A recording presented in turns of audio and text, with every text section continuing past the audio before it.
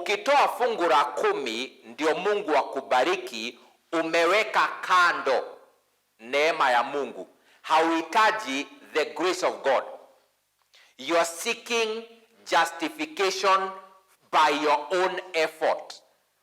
You understand?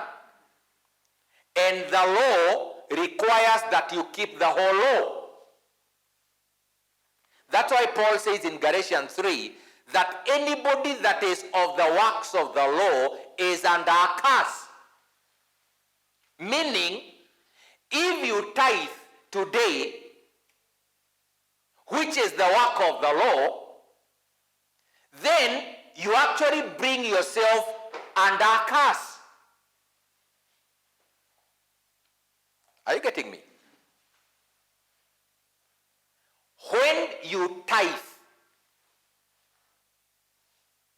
and it is according to the law, because there is nothing like tithing according to grace, is a lie. The practice of tithing is an ordinance of the law. So if you tithe, you invoke the law. And by invoking the law, you set aside the grace of God, and Christ will profit you nothing. Question, is that an non-issue? Huh? Is setting the grace of God aside by the works of the law a non-issue? Abraham was the one who was given the covenant of circumcision. Okay? And through circumcision, you entered into a covenant with God. So you could not partake the covenant of the law if you were not circumcised. So circumcision became part of the law, but it did not originate from the law, it originated from Abraham. You understand?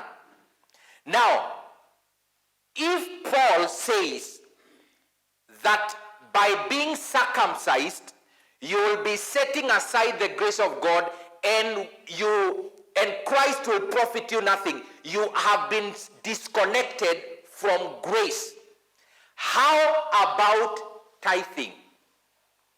That also came from Abraham and practiced in the law. What difference is it? Paul anasema in Galatians chapter 3. He says if you become circumcised, Christ will profit you nothing. You have been cut off from grace. We set aside, we throw away the grace of God when we get into the things of the law. You understand? One of them is circumcision, which was a big issue to the Gentile church in the days of the early church. Because the Jews insisted that you cannot be saved unless you are circumcised. And Paul said, if you allow yourself to be circumcised, then you don't need Christ. You have fallen from grace.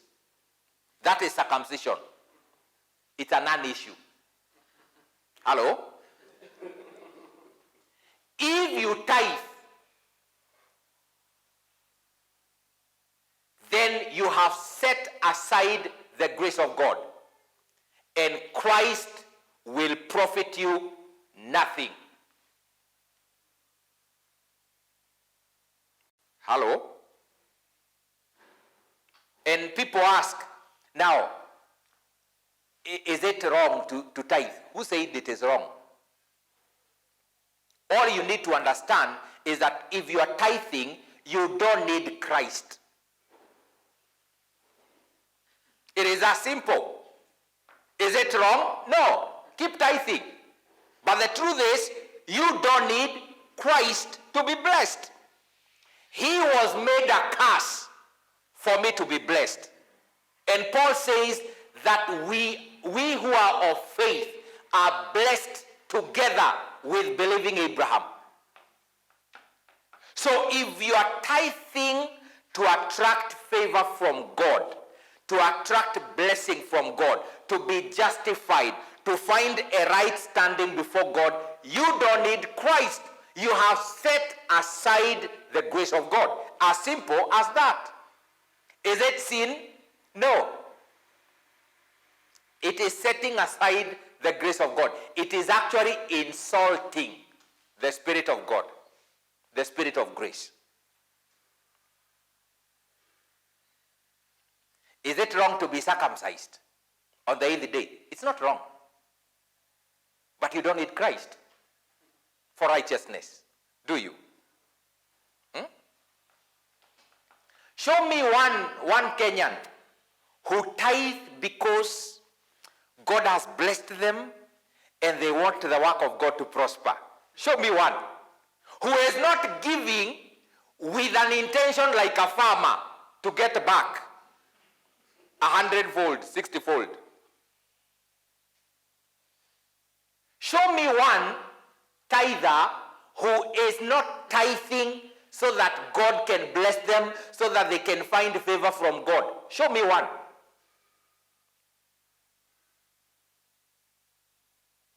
Ndio mtu aulize, na sasa na ukitithe tu, na ukitoa anything lakini utoe tithe lakini usiite tithe. Ni ujinga tu, in your head unajua ni tithe.